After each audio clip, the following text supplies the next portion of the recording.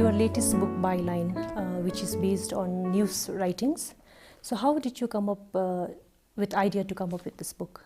You know, this book was an idea that actually, I borrowed from some other good journalist. For example, Ernest Hemingway, who was a journalist in the beginning of his career, mostly covering, the Second World War in Europe. He compiled a book of his own reportage, and also by the title Byline, because byline in journalism means, attribution to the person who has written that story or that news piece.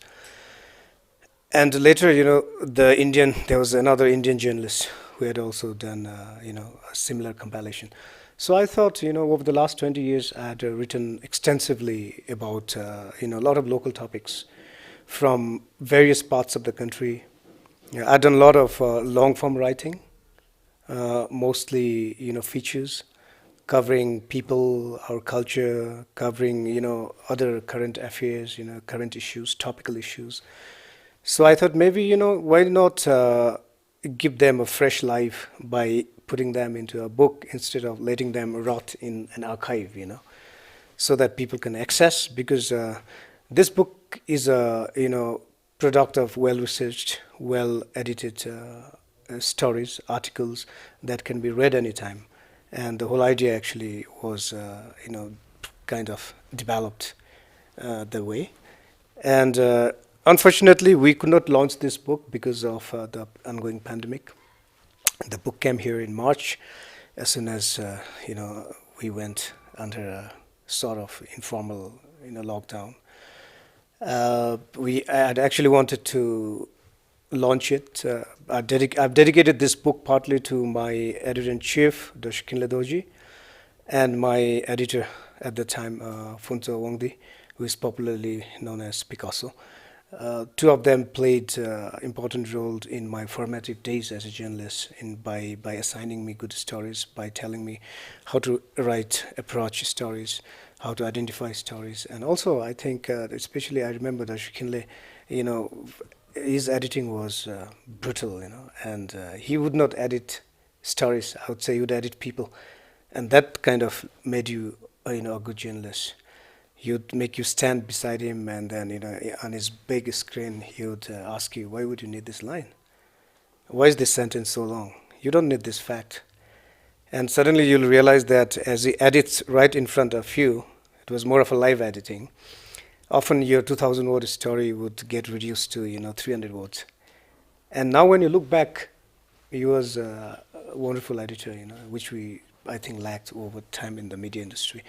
So I thought it was apt on my part to dedicate this book to, the two of them. When I first got your book, I noticed your prologue. Although I'm not a fan of Emadasi, but I really liked your prologue. So if you could tell us a little about your prologue as well. Right. This story was commissioned to me by CNN through, Parts Unknown series that used to be hosted by late Anthony Baudouin, who was in Bhutan. And they're doing a series of stories as part of his Bhutan series. So CNN, they got in touch with me and explore Parts Unknown. Some managers got in touch with me, and we got discussing about what to write about. So this was one of the two articles they wanted me to write, because they were very fascinated by this whole idea of Emadasi occupying the national, consciousness. Wherever you go, it's Emadasi, right? In all different varieties, whether it's, Kewodasi, whether it is Lafudasi, or just plain, chili and cheese. I think Westerners are very fascinated by the fact that Bhutanese can actually thrive on a single, dish, all our lives, So they told me, okay, it occupies, the whole national imagination revolves around, in terms of our food, around the idea of cheese and chili as a beautiful couple, And they told me, so why don't you write a love letter to Emadasi? Then I said, okay, fine, let me try it. And then I got to think about, I had this kind of idea during even my reporting days. I want to do a feature on how Emadasi came to be our national dish, because I haven't read anywhere how, we kind of collectively endorsed Emadasi as, our, as our national dish, Then I talked to a few of my friends, and then a beautiful story that was narrated to me by a friend of mine, Ugapenjo, was that, during those days, the whole family used to go to the field, right, to work in the farm. And early in the morning, people would just fix a quick meal and go to, the farm, carrying a little packed lunch. And just as the sun would set, or just as it would get dark, the women of the family would rush back home, to prepare dinner before it gets too dark. And then, she would be carrying her baby, on the back, and then she would quickly go home. And so the story is that one day it was getting late and she wanted to, hash something up very quickly, She'll just put some water in a pot, some chilies, some, onions, and, some, and then cheese, and then she just let it be, and of course a little bit of garlic. And then she started feeding her baby. After 10 minutes, when she looked at the pot, a miracle dish had, materialized. So this is, I don't know, but maybe I think this is the kind of myth that we have in the villages, how Emadasi came to be. So it came out of serendipity, you see. It wasn't something, crafted by chefs, It was something that came out like a miracle, in a small farmhouse. And I think that has kind of, captured our imagination even today. And who doesn't like Emadasi in Bhutan, Although it's a very simple story, but I think, sir, you have written it very beautifully. And you have also covered political stories. I have read one from your book, The Goodness of Kingship in Bhutan's Democracy. So as a journalist now, how do you see Bhutan's democracy? I should say that, we have made very good progress. In this particular article, I talk about the whole idea of democracy was engineered by, our kings. The fourth Gyalpo, I think, he laid the necessary foundation, building institutions that were critical to uphold the whole idea of democracy, or let's say to build a democratic tradition over time. And in 2008, we had, the first election. The whole exercise was new. Bhutanese were, we were unprepared for the kind of, total change that was coming in, And of course, I think there was apprehension, there was excitement, and interesting part is that people had to be goaded, right? One of the very first things that His Majesty, the king, I remember, told people was go and vote. It's very important that you vote. And I think the first election was a huge resounding success. Almost 83% of the country turned up, right? And then we had 5 political parties. So it was a very good exercise, I would say. And what I'm saying here is that in this particular article, what I'm trying to drive at is that the whole idea of democracy in Bhutan has been the initiative from the kings themselves, right? After more than 100 years of Wangchu dynasty that had ushered Bhutan into the modern era, that had covered many milestones in terms of our progress. Suddenly you had the very same kings telling people that, look, you take it over now, make your decisions, elect your leaders, right? So that was a big very, very big change, and the people, were, I think all of us were, very apprehensive at one time. And but what we didn't realize was that the foundation, the groundwork was very intricately laid by the fourth Gyalpo. in terms of setting of these institutions. For example, the Royal Audit Authority, right? Royal Civil Service Commission. Bureaucracy becomes very important. Then Anti-Corruption Commission. Judiciary, by the way, judiciary itself, the history of judiciary itself is fascinating. The way we have developed and the way our justice system has evolved. Although I would say we still need strengthening it. And then of course, the Election Commission. So these are very important. And the most important again is the civil society. We have a number of civil society organizations today because these civil society organizations, they work at the grassroots, are very close to the people, and they interact daily with the people. So they play a big role in terms of educating our people about democracy, educating our people about their rights, their duties, about the constitution, about our policies, right? So the civil society organizations themselves become an important system of check and balance. All these institutions that I just narrated, were started just before democracy. And of course, very important was media. The launching of the private media in 2005, after His Majesty's address in Tashiangsi. In 2006, we started Bhutan Times, and then came Bhutan Observer. The private media flourished.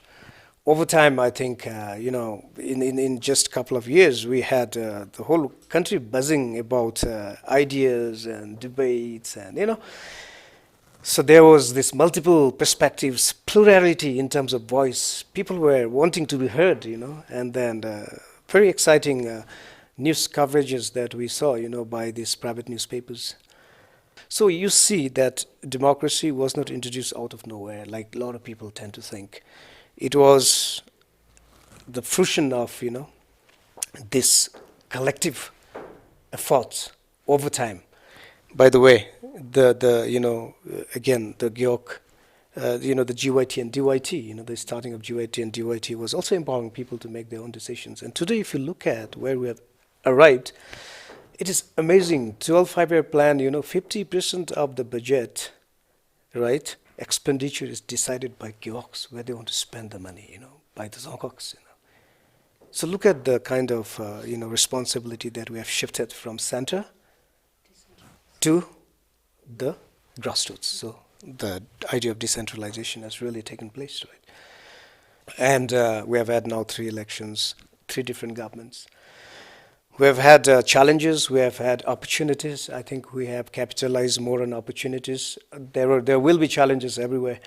Democracy is not something simple. Look at America, what's happening there today, It's becoming ugly, The election in November 2020 is going to be, people are even predicting violence. So even those seasoned democracies have their own challenges. And for us, a very young infant democracy, I think challenges will be aplenty, and that's good because that will mature us, that will make us more, I think, responsible, that will deepen the democratic tradition, and the good thing is at the middle of it is His Majesty the King still driving it, see.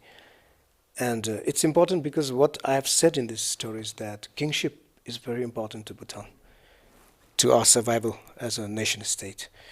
Yes, democracy is a system of governance that we have introduced, but the anchor of our sovereignty will continue to be kingship. And that's what I was discussing in the goodness of kingship. And, look at this, what His Majesty himself said. I think, this makes it very clear, right? In his 2007 National Day address, His Majesty said that, for our generation, the sacred gifts of democracy from His Majesty the Fourth King will be our shared and primary endeavor. If we do not succeed and our nation and people suffer, it will mean that I failed in my duty as king. This is a very, very profound declaration made by His Majesty the King. And look at the honors that he is, kind of, putting on himself, the kind of responsibility that His Majesty is shouldering. And now let's go back. The initiative of democracy came from kingship, right? And that's where His Majesty is saying that should democracy fail, we understood that I've failed as king. And so when he says this, what I drive in this article is that in the process of building a very good democratic tradition in Bhutan, if we falter, if there are mistakes, if we stumble, then what I've said is that as much as the initiative came from His Majesty himself, I'm saying that monarchy in Bhutan has the right to wield moral authority to rectify what is going wrong in our democratic system, right? And that's where the kingship, the idea of kingship, that's where our king, as a as a servant leader, will continue to drive the process. And I personally also feel that yes, as a small nation state, in fact, as a family, I don't even call Bhutan a country; it's a family, And His Majesty, as our father, I think, has the moral right to rectify if anything goes wrong. Yet, we have this system of democracy. We have elected leaders who make policies, right? The legislative. We have the executive, prime minister, and the cabinet making, taking decisions on behalf of our people, right? We have bureaucracy again, which continues to play its role, by getting things done. And then outside of this circle, you have, the king, who is overseeing the entire process. I think it's a good system. His Majesty should continue to play the role of consolidating the country, because politics often divides the country, you see. We have seen divisive politics everywhere, not just in Bhutan. Look at America right now between the Republicans and, the Democrats. Everywhere, look at India, Democracy essentially is a good thing, but it can also turn ugly sometimes, And I think we don't want to see that, see. And that ugliness often comes from this divisive politics that parties might play, and we cannot afford that here in Bhutan.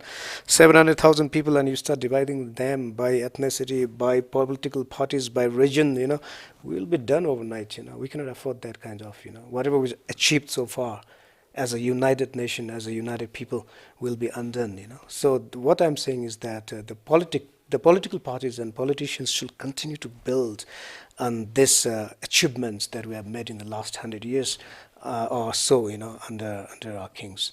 So, and how does democracy respond to those achievements, and take them forward? So that's the democratic part. But on the side of what I've said is the kingship has to be in the center, has to drive. I think our kings have always been wonderful leaders.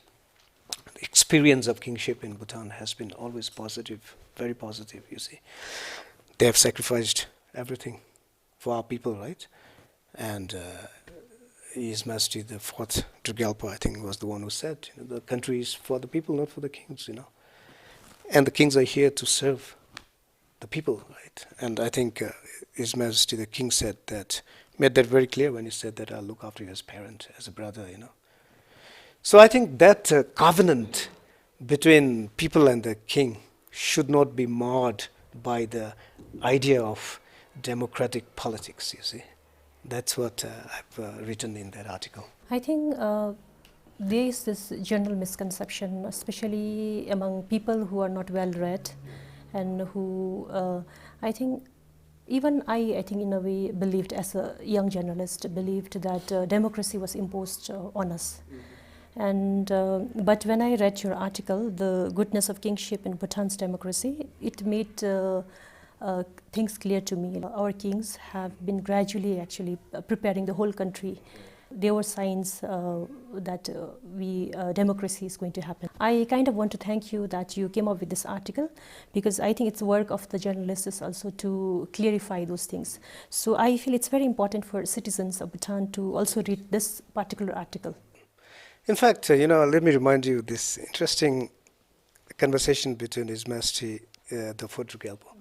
I've written this in my book, Denmark-Bhutan relationship. I found this very intriguing, interesting. There was a delegation from Denmark who had been granted an audience by the, Fort Tugelbo. And one of the, delegates there happened to tell His Majesty that, Your Majesty, monarchy is archaic, it's not relevant anymore. I don't like it. And you know what His Majesty Fort Tugelbo told him? He said, so do I. So look at, I think, His Majesty, Fort Tugelbo's vision. It was already there that, things should change slowly, over time. Change should not overwhelm our people, right? And it was, what it did was nurture that process personally over a period of time, delicately and immaculately, you see, so that we had a wonderful transition in 2008. Being in media for last 20 years, how do you see state of media now? It's been, it's been like mood swings, you see. In the beginning, we had Quinsala and BVS, both owned and, initiated by the government. Then we had the Royal Kosho that, gave independence to both Quinsala and BVS, right? At least in terms of news coverage, although financially we continue to depend on both government and, donor agencies, right? Development partners.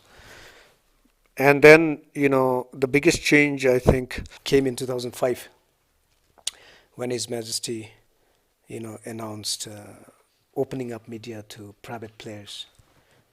There was a lot of excitement, and within, I think, 4 or 5 months, we started this newspaper, Bhutan Times, which I edited for almost 4 years.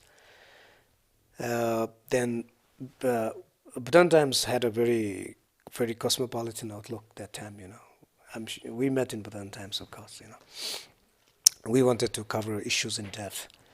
We wanted to be critical. Of course, that's the job of the media, you see, to provide. We are part of the check and balance system, you see. And that's why we're rightly known as the fourth estate, or the fourth arm of the government, right? Of a state, not a government. And, we had Bhutan Observer that took rural outlook, right? Covering rural stories. I think up until then, things were good. And then we had some private radios that started. A lot of changes were happening. There's so many things to write about. Preparation to the elections, in the run-up to the 2008 elections. So much to write about. People suddenly felt that there is, there's a place where we will be heard, right? I remember a wonderful line His Majesty, the King, told us one time, during gathering of journalists. He said that was in 2008 or 9. He said that, there were days when people had a problem, they used to come to me, but now they come to you guys, to the media.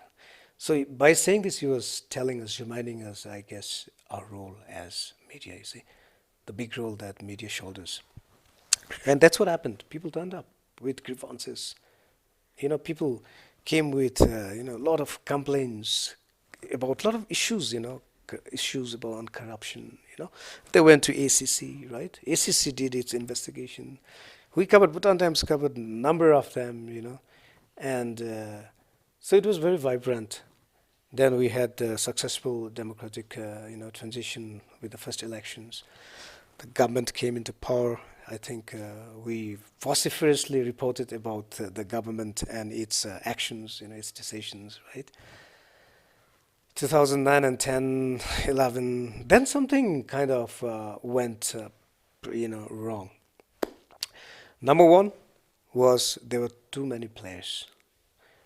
Number two, the idea of survival through advertisements. We suddenly realized that the market was flooded. We had too many media houses for a small population. Media houses were not able to offer anything different from one another. Often people said that if you read Quinsal, you do not have to read any other newspapers, right? the newsrooms started becoming rather weak. Financially, the newspapers and the media houses started suffering, right? Of course, the media blame the government for not funding it enough, but I have to tell you that we cannot depend, media industry cannot depend on handouts. If you're looking for handouts, you would better, shut down, better, close shop, That's what I've always said.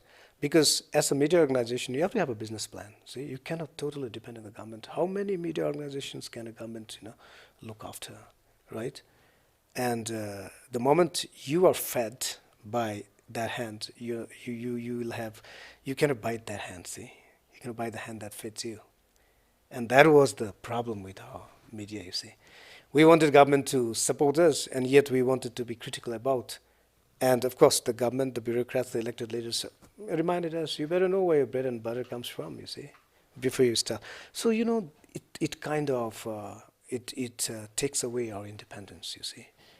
As a journalist, when I travel abroad for work, when I tell them I'm from Bhutan, they get very interested in Bhutan's geopolitics, since Bhutan being sandwiched between China and India. You have also written so many articles on regional geopolitics. What is it about geopolitics that interests you?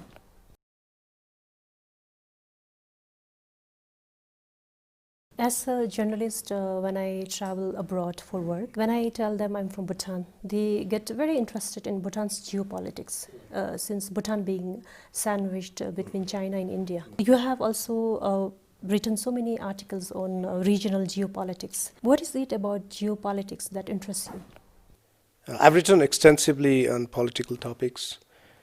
I've written, I think, almost half of one of the sections of this book covers our relations with India, and also, debate, discussion between, India, Bhutan, China relationship, And I think it's important to talk about these issues as well, because same thing. Just a few days back, I was interviewed by a BBC journalist, and last year too, again, on camera, after the Doklam issue, So we need to talk about these issues.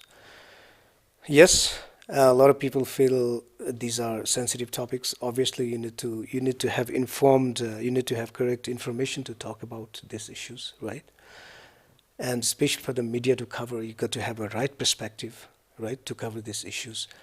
But like you said, a lot of people keep asking, how do you feel being such a small country between, two giants that often, do not get along, If you look at what's happening, what happened recently in, in Ladakh, right? People are asking, would that bother Bhutan? I was telling, not really, because it's a little bit far away. But yes, what happens between India and China should be of interest to us, because we have a wonderful relations with India, right? Nurtured over time by our kings, successive kings. And, it's a time-tested, a good brotherly relationship that we have with India. And yet we also have China, a rising China, right? Which is actually is the second economy in the world today, Also trying to, woo smaller regional nation states, right? Nepal, for example, has an excellent relationship with China. Myanmar also leans towards them. Sri Lanka, of course. It's only Maldives, I think, and us that we haven't, have any official ties with China. Of course, there is representation at that level. But we don't have, and of course, Chinese have always been very keen on establishing diplomatic relations with us. But question is that necessary, and are we ready? So those are the things I want to talk about. You see, I've talked about in my story.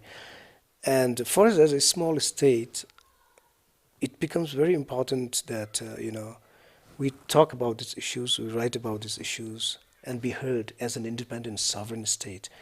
I think our sovereignty is what should be the most important thing for us. Whether we talk about, India, whether we talk about China or the regional politics, what is in the heart of it is that Bhutan is an independent sovereign state, and how do we assert that, right? Sovereignty, they say, is the soul of the country, you see. And how do you cover these issues? Of course, even in a friendship, sometimes you have, you disagree, right? And we have seen that, of course, between us and India, often there are issues that we do not tend to agree. But at the end of the day, that mutual, the mutual, the mutual, what do you call, the understanding that our destiny is tied, right, by our, geographic, affinity, location, by our, geostrategic location, is something that we have to keep in mind. So those are the things I've explored, and of course, sometimes, yes, Bhutanese, there's a growing consciousness in Bhutan as we develop, as we progress as a sovereign state, and sometimes we feel that we need to. 2008, we signed the new friendship treaty, right, where we then took over the conduct of our foreign relations in our own hand. That was a very important step for us, again, as a sovereign nation state. And of course, what I argue is that our friendship with India will be at the heart of it, right? That mutual respect, that mutually beneficial, relationship that we have between India and Bhutan, I think will remain to be at the heart of, our foreign relations, foreign relations. Yet at the same time, small negotiations will keep happening, right?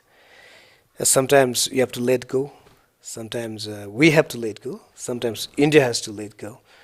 So these negotiations keep happening at the official level, at the unofficial level, right? You have citizens' voices coming out in Facebook every now and then, This is also important, right? Then you have at the official level the, talks that keep happening, right? That is also important. And I think it kind of matures us. And also, see, what's the changes that's happening? I mean, my worry is that China seems to be getting pretty aggressive, with its expansionist I think plans, not just in our region but also in South China Sea, And when the whole world is reeling under the aftermath of this pandemic, China sometimes appears like it's bullying, the countries, the Belt and Road Initiative, BRI, what the critics call it as a debt policy, debt diplomacy. Some of the countries have been crippled, Entire huge project. Look at Sri Lanka, the Hambantota port, now has been leased to China for 100 years, right?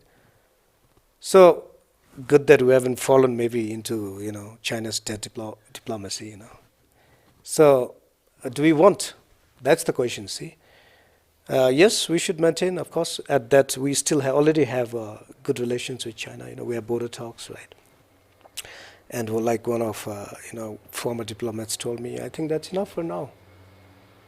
We will keep engaging with China. We cannot ignore because they occupy the they run almost 400 kilometers in our northern border, And we have to engage with China. At the same time, I think our destiny, whatever it is closely tied with what happens in India.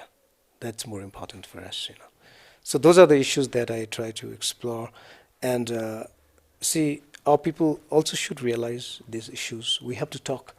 Talking is important, you see. We have to assert ourselves.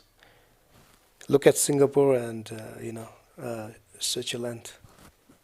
Singapore even is smaller than us, right? Look at the way they manage. Singapore positioned itself as an economic hub, right? And Switzerland positioned itself as the center of as the center of the world in terms of by hosting several UN offices there, right? WHO is based there, IPCC is based there, Football Federation FIFA is based there. You know the way they have managed, and yet these countries are very similar to us in terms of our concerns. You see, and also look at again the way they have managed their diversity. That's also important. And I think we already look up to these two countries. We have good relations with them. Interestingly, do you know in Switzerland they're community-funded newspapers, right? I mean, I think they have 3 major languages, and then same with Singapore. The 4 major languages, right? And in Bhutan also we have multiple languages. Right? Singapore, has positioned itself as an economic hub, right? How do we position ourselves as? For now, yes, our culture makes us stand out, right? It's a big asset. Our cultural heritage, our tradition is a big asset in terms of positioning as us as a separate, independent nation state. Right? We're using that, but I think His Majesty's vision and also, the nation's vision must be to also do economically well, because economy becomes very important, right? So we were thinking that harnessing hydropower, right, potential would help us make a lot of economic gains, which we're doing. But I think there's been some hiccups now with this, pandemic, right? And then over time, I think, as a small nation, it becomes very important that we not just position ourselves in terms of our cultural identity, but as a vibrant economy. That is very important for our people to understand. Due to COVID-19, I have also been doing some programs on mental well-being and mental health. And when I read your articles, which were written in 2003, I could see that the status of mental health in Bhutan is no better right now. It's almost same. So your comments on this? Yeah, that's what I realized also, actually. Way back in 2003 was the first article I did on mental health.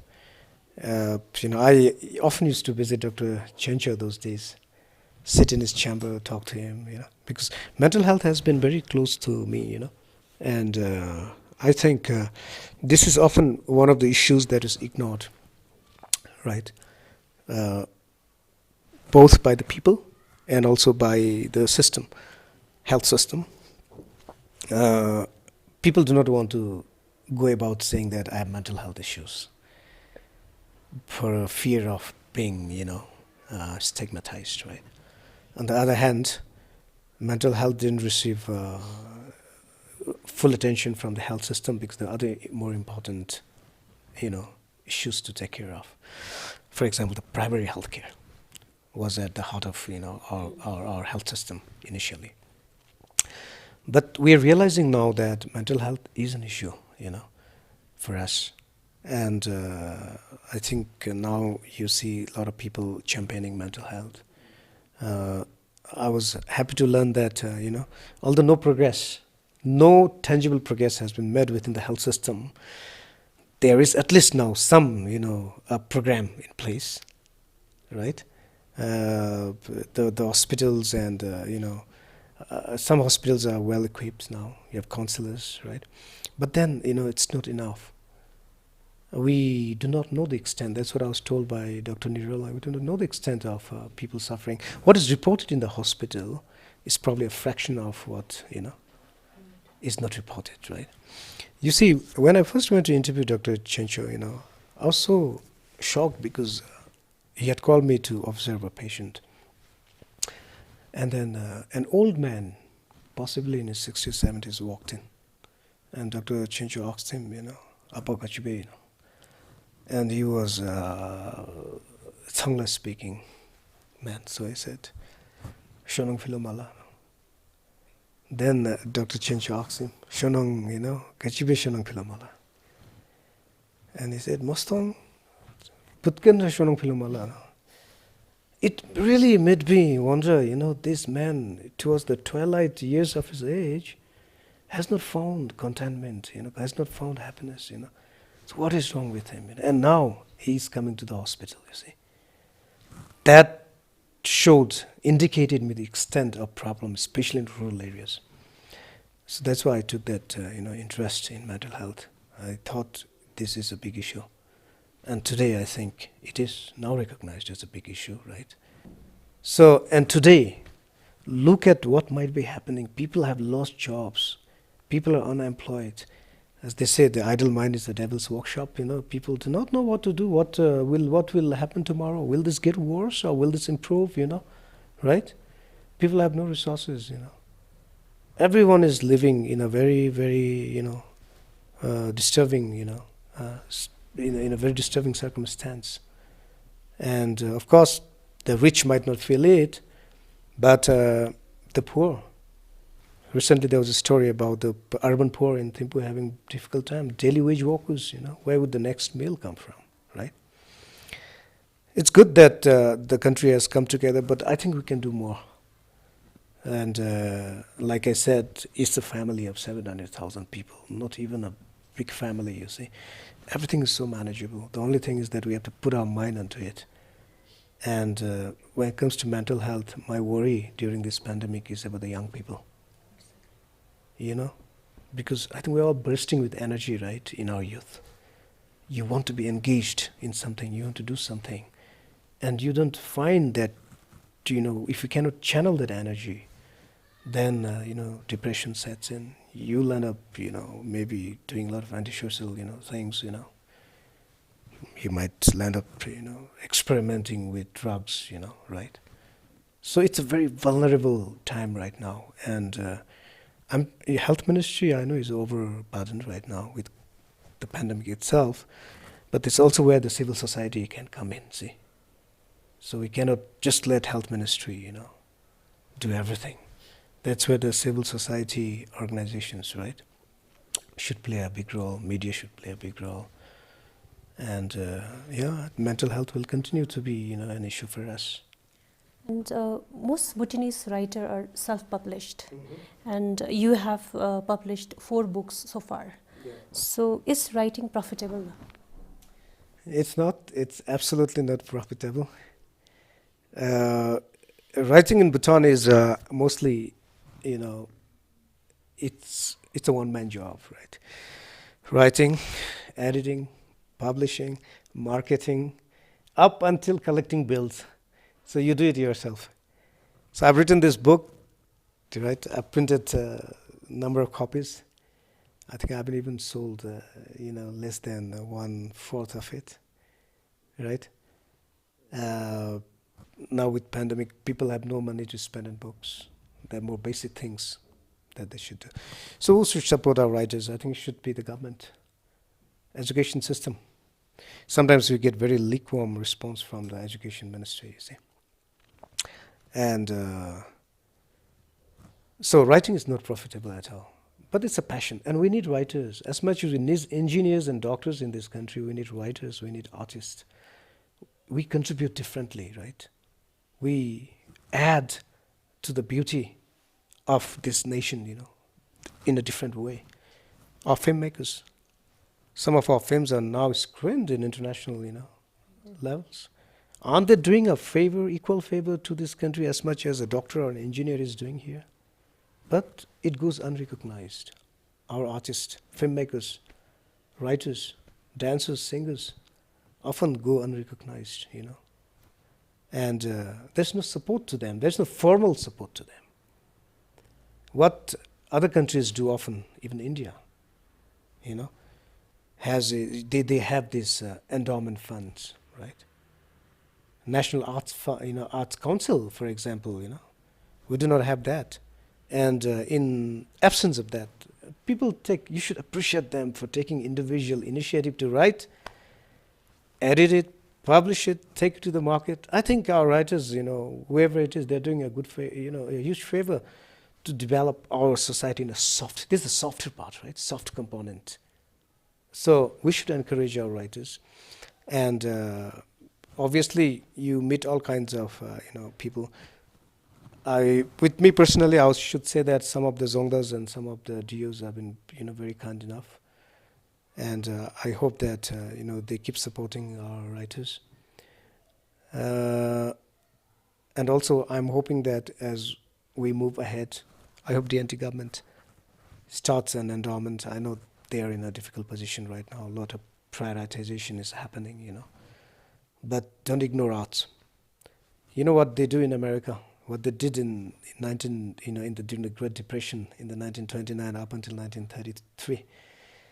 When the whole country was going through a depression, they created an art fund to document the depression itself. And some of these works went on to become the great novels that American writers ever produced. The Grapes of Wrath, for example, right? It's about Great Depression. It's about job loss. It's about displacement. That is one of the classic books about the Great Depression, you see. So even today, during this pandemic, they were doing that. They were providing funds to writers to document. That becomes our history, you see, right? Because the country is going through that. And that's something we could do, we could look into, as we progress. And we should do, because, not just in terms of economic development, that's what the GNH whole thing talks about, not just economy, let's talk about our art, culture, right? Environment is always there. Good governance is always there, right? Also bring artists to the fore. Let them, come into the center sometimes, So this is something I hope that no governments have done it. They promised, DPT didn't do it. PDP didn't do it. DNT has promised, let's see if they do it. But if they don't do it, then, I think I'm very disappointed with all of these three governments, And, some rich individuals could even take the initiative, I wish I had lots of money, I was an industrialist. I would set up an endowment, and be remembered for it. So this is something I hope will happen. Be it Bhutanese traditional art or contemporary art, Bhutanese films, alternative cinema, or books, I feel it's more appreciated abroad than in Bhutan. So as a storyteller, as an artist, and as a journalist, why is it important to keep telling stories? Like I said, our stories are our soul, right?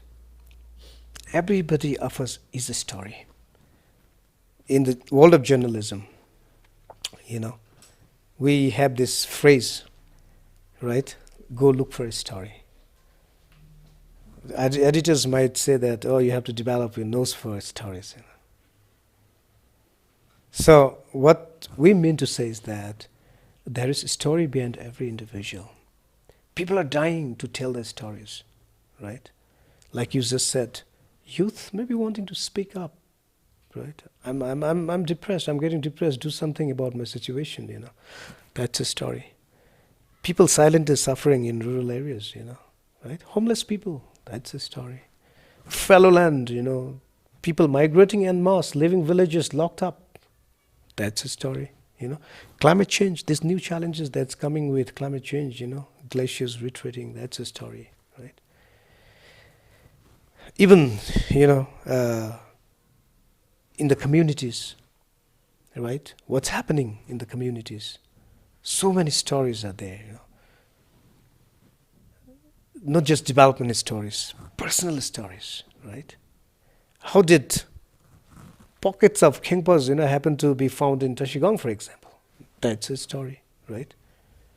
So we need to explore more and tell people the story. So journalism, we say that people-centered stories are always more interesting to read, right? Human interest stories. And stories are something that will keep us alive. I think we identify each other through stories, right? Stories, not just, they don't travel across people, but it travels across societies, communities. We're bound by universal values that we share, right? Values of hard work, maybe the bad times that we have gone through together, and survived, right? Or the good times that we have briefly celebrated, as human beings, All this, I think, all these bonds us together as a, as a people. And journalist and journalism continues to play that big role, right? To bring us all together through our stories, through our shared stories, to build a common narrative whereby we, stand up as a nation, as a people, as a society. That's why we should continue telling our stories. As a journalist, I have found human interest stories very close to my heart. And since you have been writing for last 20 years, tell us about one story that is close to your heart. One of the stories that I told you is about this girl, right, in Fanis. It was a cold December day, and it was already, dark. I was traveling with an HA. I'd gone to look into the poor flush toilets, that the Ministry of Health had initiated. So traveling, looking at what kind of toilets people had built, and this guy, his name was Pema Doji, unfortunately passed away a few months after that. This HA, and we were coming down, in the evening, we were thinking, okay, now we have done with our work, maybe time for some little aura, And then he said, well, there is someone there, he told me in Sashok, Samintu Jani, so, and he's telling me, sir, I would like to go and see her. Then he said, what's her problem? And he was saying that one time I went there and she had, menstruation, and she had, rubbed all the menstrual blood on her hair.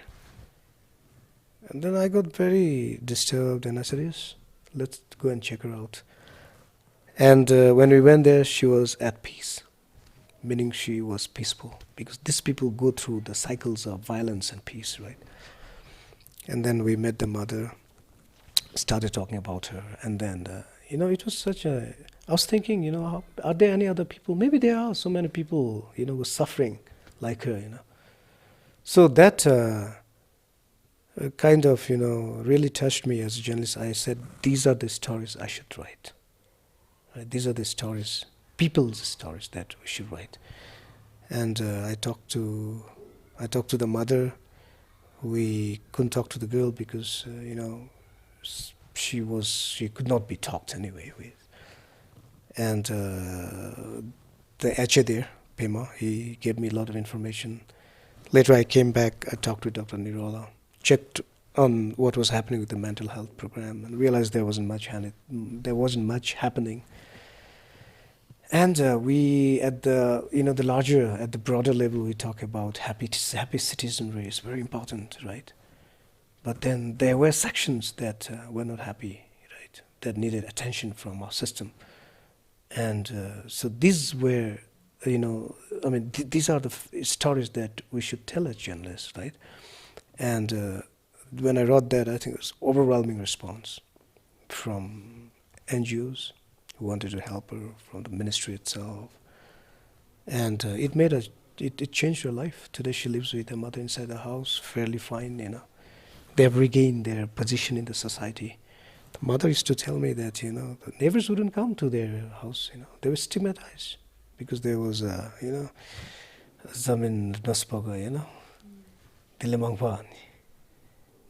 You know how in villages people fall into this, the vilification, right? You are vilified because of your sickness. They were cut off from the society.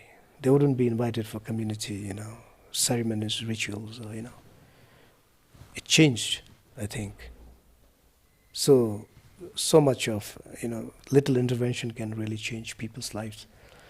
And as journalists, these are the stories that we should keep telling, Thank you very much for your time and sharing your thoughts and for bringing up a beautiful, insightful book.